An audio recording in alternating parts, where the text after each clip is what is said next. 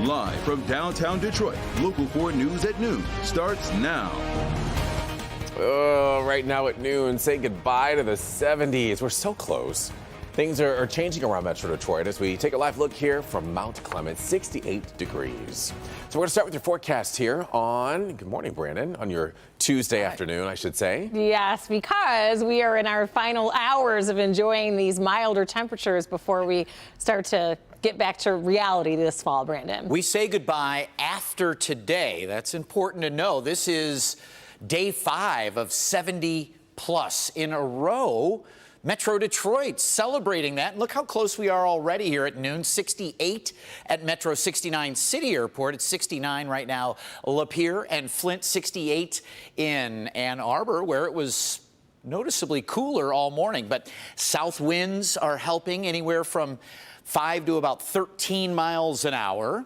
Little cooler on the extreme east side as the winds are coming off of the big lakes, but just a little bit of cloud cover, allowing enough sunshine to really warm us nicely. And some much needed rain. Now, unfortunately, latest model data is hinting at a little less rain coming our way later tonight, but it's dry all day, 68 now, high around 72, and clouds do thicken through the late afternoon. Coming up, guys, we're going to track this rain coming your way after midnight.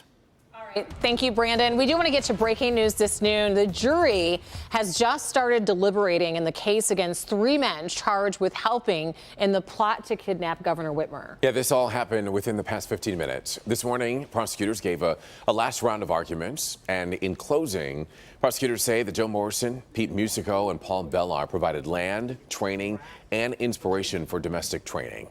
Defense attorneys argue the 3 men broke away from the plot masterminds long before the FBI broke up the scheme. We're going to let you know as soon as the jury reaches a verdict.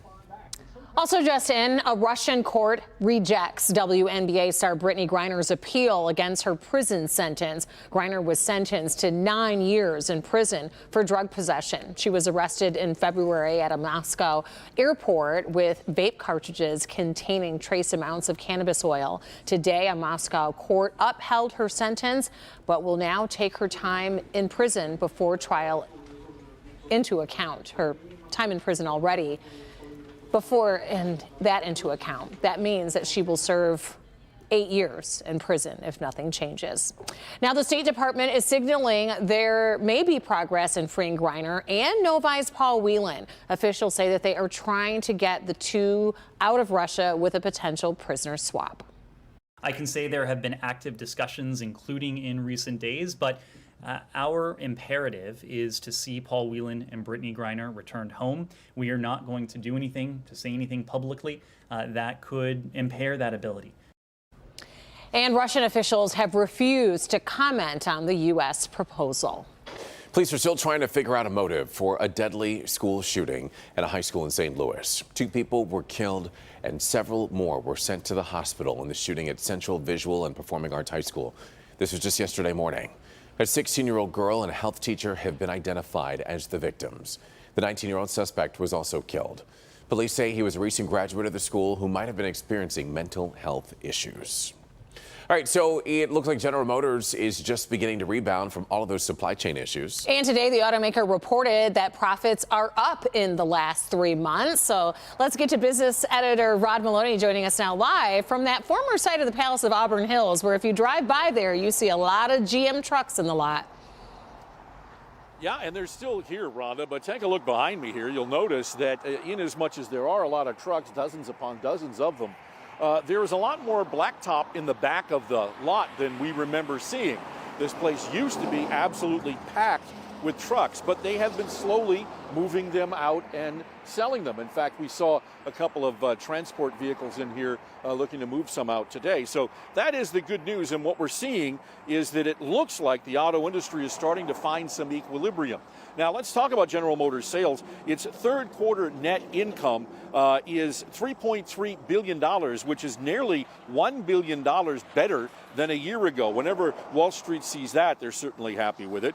The revenue, which is the money that comes in the door, in this past third quarter was $41 billion, which is a which is a much higher number than the $27 billion we saw in third quarter of last year.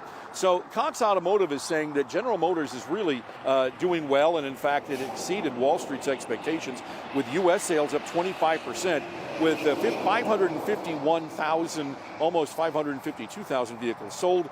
Incentives are down by 55%, averaging about $1,300 a vehicle.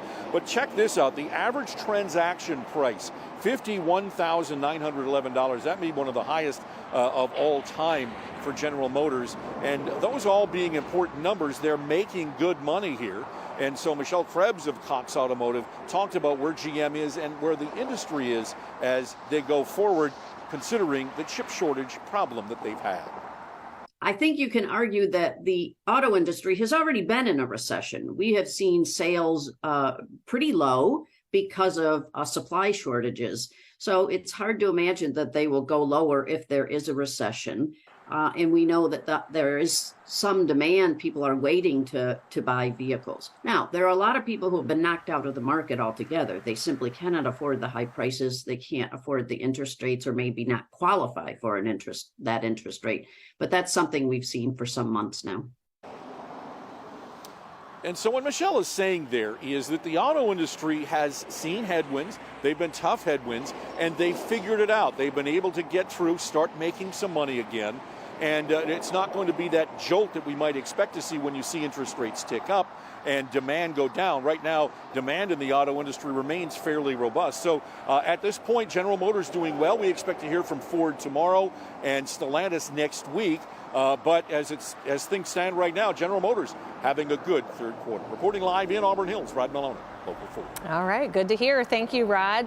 Turning our attention to Decision 2022 as we are officially 2 weeks away from Election Day on November 8th.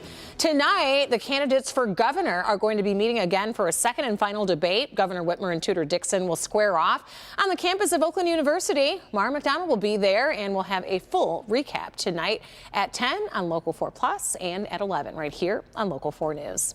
In addition to deciding who will run the state of Michigan, voters are also deciding who will control Congress. As well, yes. Bree Jackson is in Washington with the critical final stretch for candidates. Early voting is now underway in more than 40 states. Democrats are hoping to hold their ground as Republicans push to take control of Congress and state houses. There was no playbook, no list. Candidates for Florida governor squaring off on the debate stage, sparring over immigration, COVID-19 lockdowns, and other key issues. Democrat Charlie Crist taking aim at incumbent Republican Ron DeSantis, claiming he's more interested in a White House run than governing the Sunshine State. You talk about Joe Biden a lot. I understand. You think you're going to be running against him. I can see how you might get confused. I just want to make things very, very clear. The only worn-out old donkey I'm looking to put out to pasture is Charlie Crist.